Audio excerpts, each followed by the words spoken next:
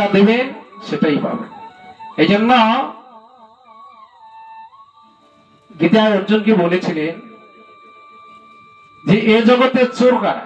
যারা ধন ধান টাকা পয়সা চুরি করে কি তারা চোর? না, যে আমার দ্রব্য আমাকে দিয়ে খায় না ওরাই চোর। এই যে শাক সবজি ফল মূল যা কিছু আছে সব তো ভগবানই তৈরি করেছে, তাহলে ভগবানের সৃষ্টি। তাহলে আমার দ্রব্য আমাকে না দিয়ে ওরা চুরি করে খাচ্ছে। যজ্ঞাশিষ্ট সৈন্য সন্ত, তাহলে এই ভগবানের দ্রব্য ভগবানকে দিয়ে প্রসাদ পাবো, তাহলে কোনোদিন চুরি করে খাওয়া হবে না। আমরা প্রসাদ পাওয়ার সময় যে কিছুক্ষণ পর প্রসাদ পাবো বলবো না, মহাপ্রসাদে গোবিন্দে নাম ব্রহ্মণ বৈষ্ণবে স্বল্প পুণ্যবতাং রাজন নৈবেদ্য বিশ্বাস। স্বল্প পুণ্যবতাং, অল্প যদি পুণ্য থাকে তাও হবে না। অল্প পুণ্য থাকলে প্রসাদে বিশ্বাস আসবে না, নামে রুচি আসবে না। অনেকে বলে কি প্রসাদ, অনেকে প্রসাদের প্রতি রুচি আসে না। কিরকম বলে যে অন্য অন্য জায়গার চেয়ে প্রসাদের কি অত স্বাদ আছে, কিন্তু তার পুণ্য নেই বলে।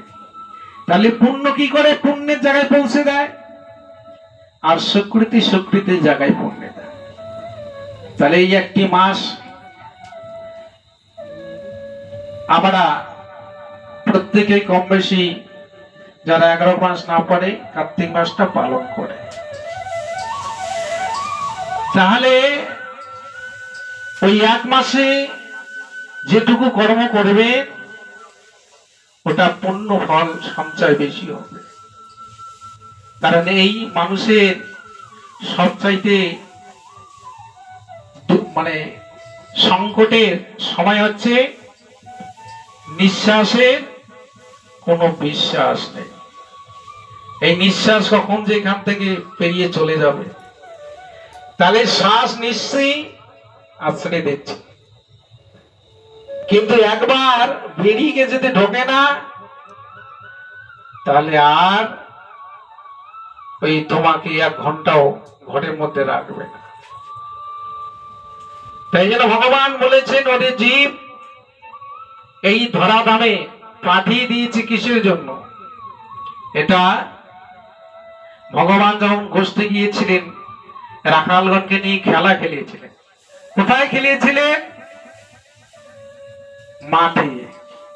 তা ভগবানও আমাদের এইখানে পাঠিয়ে দিয়েছে খেলার মাঠ। এই সংসারটা খেলার মাঠ। আর খেলা করছে কারা? আমরা এই সংসারে যে কজন সদস্য আছে স্ত্রী পুত্র সবাই মিলে এই এখানে আমরা খেলছি। তাহলে ওই কানাই যখন খেলা শেষ হয়ে বাড়ি ফিরছিলেন, বেলা শেষ, তা আমাদেরও একদিন এই বেলা শেষ হবে। এই সংসার নাট্যমঞ্চ অভিনয় আমাদের এই আয়ু বেলা দিন দিন আমাদের কমে যাচ্ছে। মানুষ তো অনেক আশা করে, আমরা অনেক আশা করি, একতলা করবো, একতলা থেকে দোতলা করবো, দোতলা থেকে তেতলা করব, কিন্তু এই আশার মাঝখান দিয়ে আমাদের কি এই বাড়ি থেকে বের করে দেবে।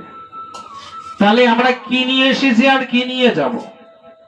এটা তো প্রত্যেকেই বলে তুমি কি নিয়ে এসেছো আর কি নিয়ে যাব। খালি হাতে এসেছো আর খালি হাতে যাবে না। খালি হাতে আসেনি, কোন বস্তু নিয়ে এসেছি।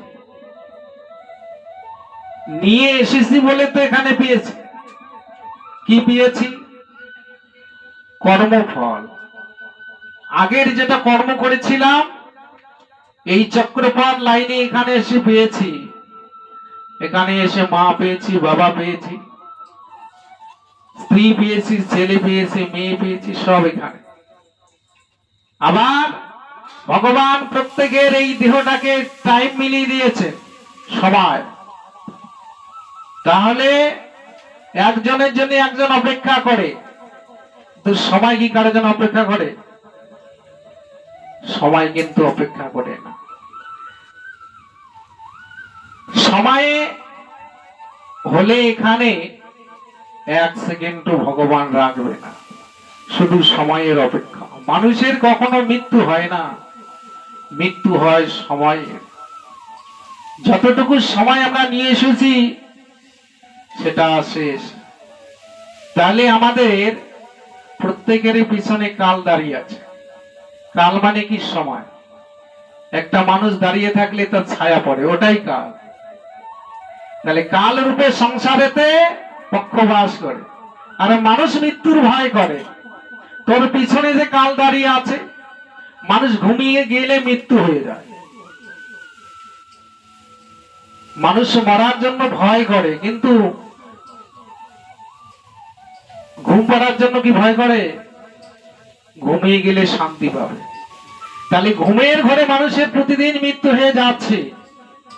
ভগবান পরের দিন যদি সকালটা দেখায় তবেই তো তোমার দেখতে পারবে, আর যদি সকাল না দেখায় ওই পর্যন্ত হরি।